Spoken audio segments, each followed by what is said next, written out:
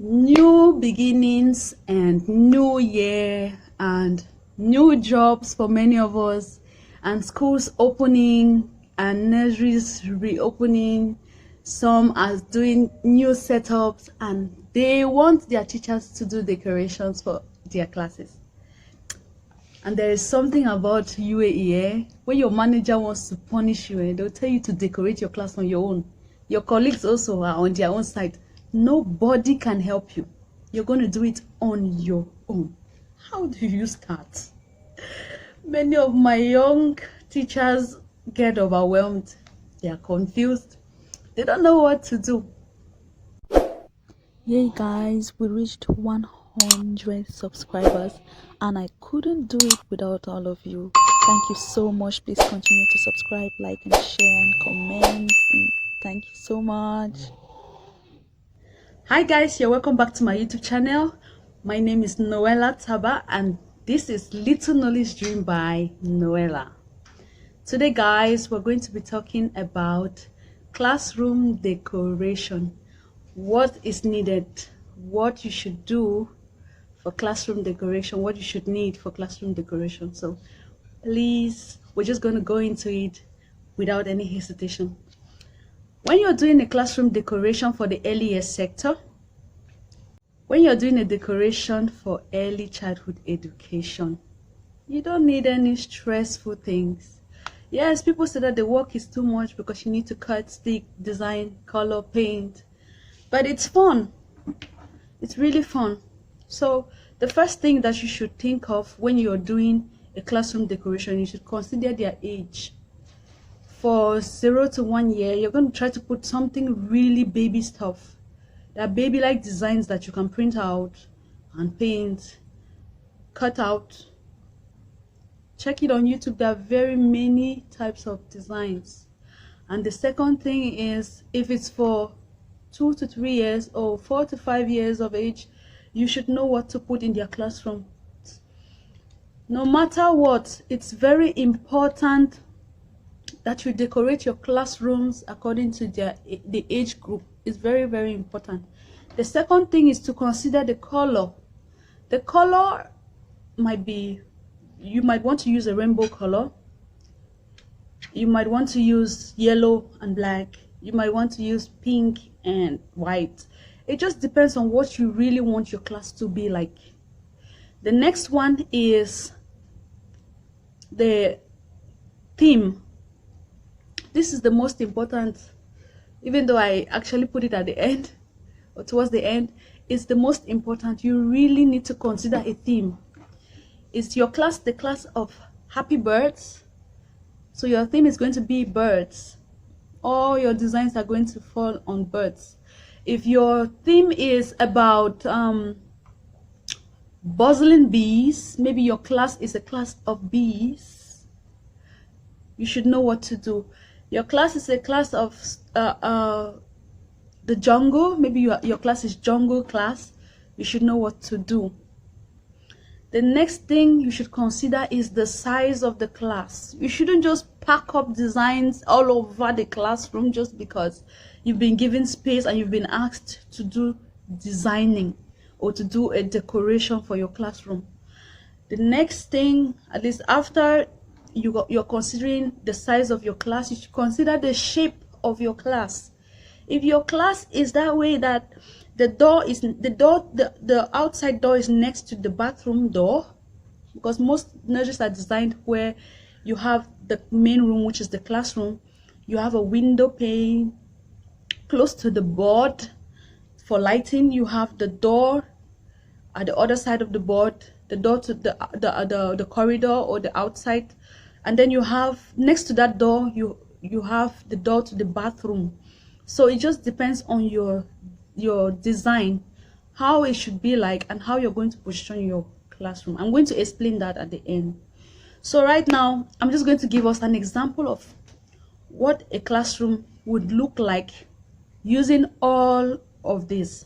So if it's for 2 to 3 years or 3 to 5 years class, you're doing a decoration with a lot of writing and a lot of color and making sure that your theme is really visible. Now I'm going to use the theme of birds. If your classroom, for example, is a class of, maybe you want to call your class a class of happy birds, so you're going to make birds that have designs. Maybe they are flying, they are standing somewhere. So how is it going to look like? Let's decorate our class together. The first thing is, if your classroom design is the way I just explained previously, that is the door close to the board, you know, you have a space that separates the door from the board. So what do you do at that side? Print out colorful birds, a little bit small so that you don't chop up space. Stick it close by, and at that side brings others. That's the first bird that you put beside the board is big. Not on the board, guys, beside the board. This is your board and your bird should be here. The first big bird according to the numbers. Then you're trying to maybe put out numbers. It's good that numbers should be close to your board so your children can always touch it 1, 2, 3 when they are playing.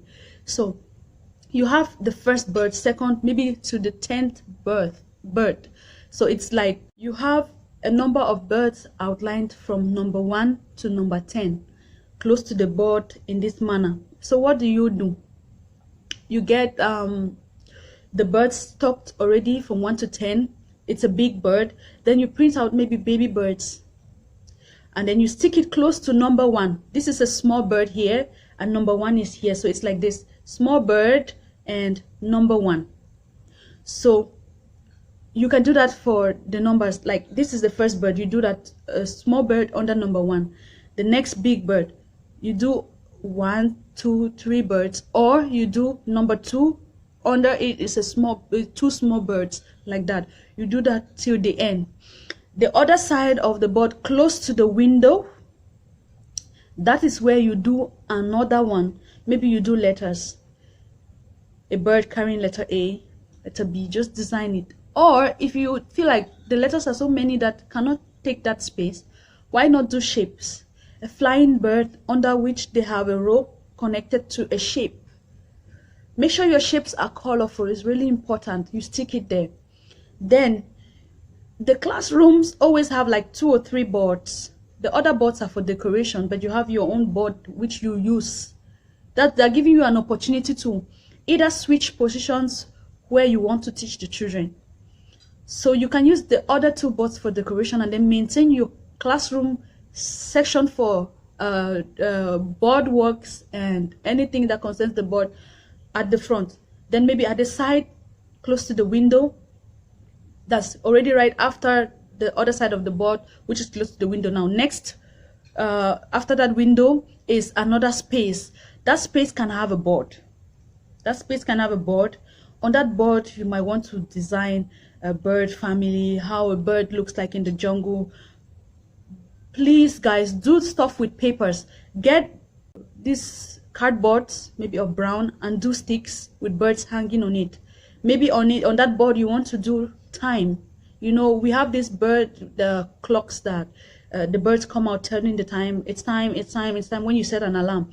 You can do such a design on that place. Make it really big, like once the child goes out of the bathroom or into the classroom from the outside, their eyes, their faces join there. Then your window, I forgot the window, that's the window before that board. The window there, you can do stick colorful birds there depending on what you want. Maybe you want to do a days of the week, you can do it on that window, leaving a little bit of light that will reflect from the outside, but you still try to stick out birds. Let your birds be colorful. Get A4 sheets, let the nursery print out for you, or you do your print out yourself if it is possible. The next thing after that board, when you've designed a bird view, after that board you have a section where you can do days of the week, months of the year, days of the week and months of the year. And then you can now add any other fun stuff that you want them to do. Maybe just put up a rhyme about birds there, and then you have your cupboard. Make sure your cupboard is quite colorful. If you have a section where each child put their shoes, make sure their names are written there with a little colorful bird stuck on it, depending on the colors that the children might like. So you have to wait for the children to come. A child comes, here is your locker, what color do you like? He's going to choose their color and stick it there. Even when you're teaching the children colors, they can always remember their favorite colors because you stuck it on their locker. The next is how your bathroom door should be like. Your bathroom is somewhere where you have to explain to them how they're supposed to handle toileting and toilet training, and how they're supposed to behave. You know, there's supposed to be safety in the bathroom. So what do? If they're standing at the door, you have to maybe put a design there, tell them, please make sure you stand on the door. Write it there and explain. Show birds hanging on a line together. Little birds stand right and wait for their turn, because everyone cannot go into the bathroom. You stand up, everyone stands up, or everyone is stood up, and then they stand on a train expecting to go in one after the other.